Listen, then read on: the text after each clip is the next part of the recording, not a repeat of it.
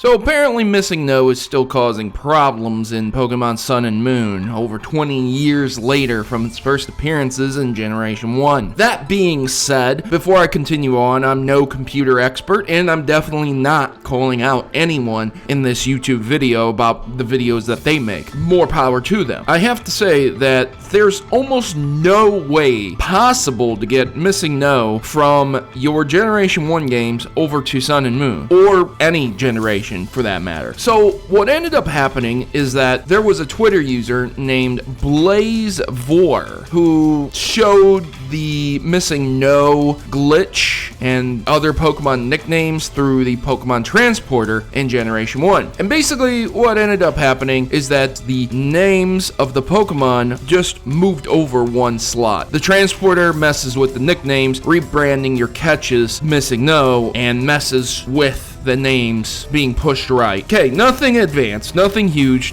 You're not visiting Glitch City. You're not entering a new dimension with new Pokemon that shouldn't exist, right? Well, I'm the master of destroying these games. I have glitched these games to the point of no return. There was one point in time where I brought back to life a non-existent dead Pokemon, and I released him into combat, and it utterly destroyed the game. To say the least, I know something about glitches, but I'm not a computer expert, so what I'm about to say is just basic knowledge that I've learned from going to computer school, albeit it was a while ago. So take it with a grain of salt, do your own research. But because the original Pokemon games were 8-bit, that being on the original Game Boy, they can't communicate with games past Generation 3. Not only the fact that there's no communication device, there's no ability to do so, Game Freak didn't put that into the system, but looking back at Gold, Silver, and Crystal, you could transfer Missingno to Generation 2, Gold, Silver, and Crystal. And in doing so, when I did it as a kid, I came to the conclusion that every time I would transport Missingno, it would become like a Rhydon, a surfing Rhydon, or various versions of Rhydons. Okay, fine, gotcha. I understand that. That's basically the default Pokemon that the game goes to when it does not have Pokemon. Right, so a lot of people are saying, okay, well, if you can transport Missingno onto Pokemon Bank, you know, can't you transport it in the Sun and Moon?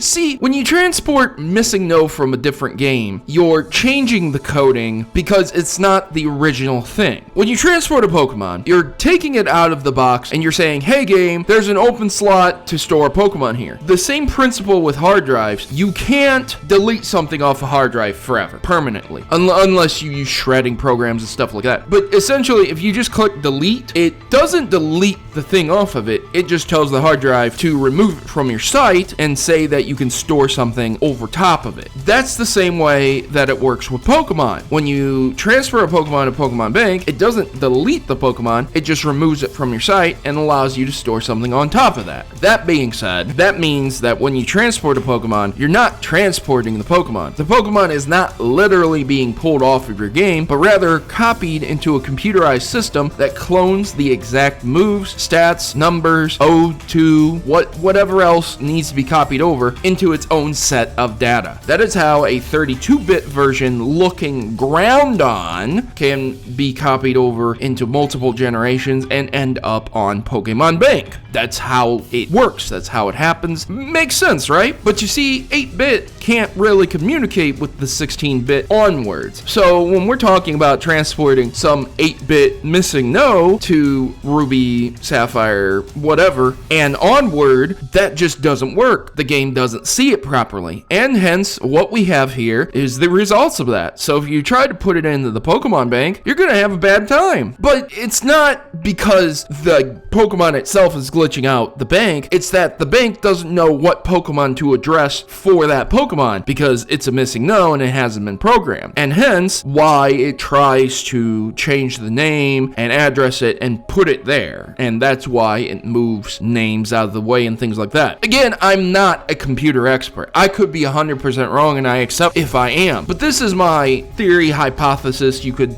say. I wouldn't say that it's too complicated to assume or figure out, or ridiculous to assume, because that's essentially how a lot of computers work too. So, can you use Missingno in Pokemon Sun and Moon? Probably not. Will you ever be able to? Probably not. I think the last games to incorporate Missingno was the generation that Pokemon Black was in, and I think the remake stopped it. I don't think you can get Missingno in Heart Gold, Soul Silver. You might still be able to. I might be completely wrong. I haven't necessarily seen the Missingno from past generations. I've seen things like circular discs with question marks on them, but nothing like the Missingno that we all know. You know what I'm talking about. You know. Get it? Because Missingno? No? Like knowledge? Okay. Alright, ladies and gentlemen, I'm signing out here. I've been your host, Protomario, and I'm signing out as always. Good gaming, and God bless. Make sure to leave your comments in the section below, and let me know what you think about these glitches. Would you like to have Missingno as a glitch come back into the newer Pokemon generations, or do you think that just destroys the game and allows cheaters to keep on cheating? Let me know your thoughts and opinions, and thanks for watching.